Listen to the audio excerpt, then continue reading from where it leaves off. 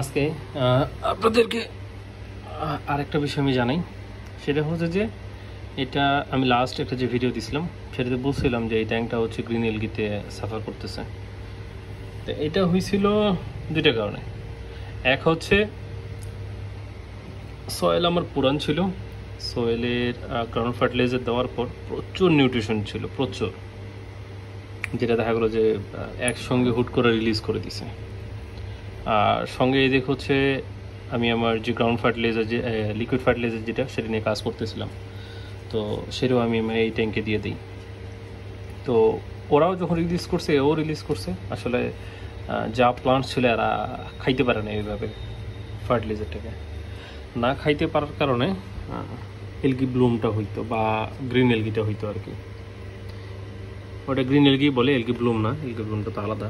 তো এখানে দেখেন কিছু কিছু পাতায়, মানে যে পাতাগুলো আছে এগুলাতে অলরেডি গ্রিন স্পট এলজিটা মানে বসে গেছে এরকম। তো এখন করতে হবে কি, আমার এই ট্যাঙ্কে প্রচুর পরিমাণে র্যামসন স্নেল দেওয়া লাগবে যাতে এটা রিমুভ হয়ে যায়। আর আমরা যারা এরকম ট্যাঙ্ক করি তারা সে অটো, তারপরে হচ্ছে যে অ্যামোনো স্ট্রিম, আরও বেশ কিছু জিনিস আছে যেগুলো এলগি খায়, ব্ল্যাক মলি, সেগুলো আমরা দিতে পারি ট্যাঙ্কে। এখানে রোটেলা বনসাইগুলোর অবস্থা খুবই বাজে হয়ে গেছে, একদম দেখতেই পারতেছেন, দেখলে একদম পুরো অবস্থা বাজে হয়ে গেছিল। তো রিসেন্ট ফোনটা নষ্ট হয়ে যাওয়ার কারণে ভিডিওটা দেওয়া হয় না, নাহলে আমি ভিডিও দিতাম। তো লিকুইড ফার্টিলাইজার টোটালি এই ট্যাঙ্কে আপাতত অফ, হয়তো আমি 10-15 দিন পর এটা যখন ট্যাঙ্ক ব্যালেন্স হবে তারপরে লিকুইড ফার্টিলাইজার দিব, তার আগে না। তো এখন আপাতত ট্যাঙ্কের অবস্থা মাশাআল্লাহ খুবই ভালো আছে, লিকুইড ফার্টিলাইজারটা বন্ধ করে দিয়েছি। তো এখন বোঝা গেল কি, এখানে আমরা একটা নতুন ট্যাঙ্ক যদি করি, সেটাতে যদি নিউট্রিশন অনেক বেশি থাকে তাহলে অবশ্যই আমাদের লিকুইড ফার্টিলাইজার দেওয়াটা উচিত না। আর যদি তারপর আমরা মনে করি যে না দিব, তারপর আমরা অল্প কিছু করে দিতে পারি। যদি অ্যানোবিয়াস, বুসে এরকম কিছু প্লান্টস থাকে তাহলে আমরা দিতে পারি অল্প কিছু করে। দেখা গেলো যে 2 ml লাগবে, আমরা 0.5 ml দিব মাত্র, তাহলেই খুব সুন্দরভাবে ট্যাঙ্কটা ব্যালেন্স হয়ে যাবে। তো আলহামদুলিল্লাহ এখন ট্যাঙ্ক ব্যালেন্সই আছে, কোনো অসুবিধা নাই। এখন দেখা যাক, আমি অবশ্যই এটা আপডেট ভিডিও দিব আপনাদেরকে। আর আজকে হয়তো দেখা গেলো 30 থেকে 40 পিসের মতো র্যামসন স্নেল দিয়ে দিব ট্যাঙ্কে। এটা দেখেন পাতাগুলো কিভাবে ক্লিন করতেছে। তো এদের আসলে মানে ফ্রি বলতে পারেন যারা কর্মচারী আর কি, খুবই ভালো, যদিও অনেকে রাখতে চায় না, বাট আমার পার্সোনালি খুবই পছন্দ র্যামসন স্নেল।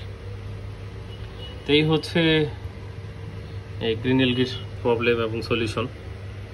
আশা করি যে ইনশাল্লাহ আপনারা এই মেথডটি করতে পারেন। নতুন ট্যাঙ্ক করলে অবশ্যই লিকুইড ফার্টিলাইজার দেওয়ার আগে বেশ কয়েকবার চিন্তা করবেন যে আপনি কোন গ্রাউন্ড ফার্টিলাইজার দিচ্ছেন, ও কীভাবে রিলিজ করতেছে না করতেছে, A to Z সব কিছু।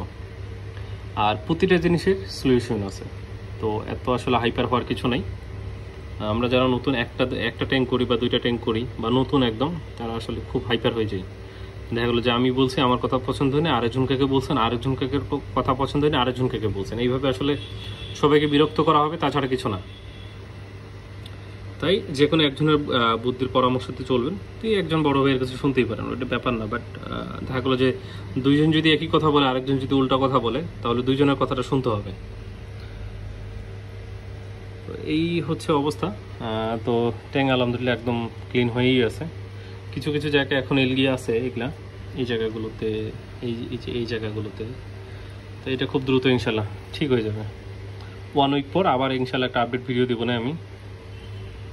আর দেখতেই পারতেছেন লিকুইড ফার্টিলাইজার অফ থাকার পরেও কিন্তু প্লান্টস মাশাআল্লাহ ভালো গ্রো করছে।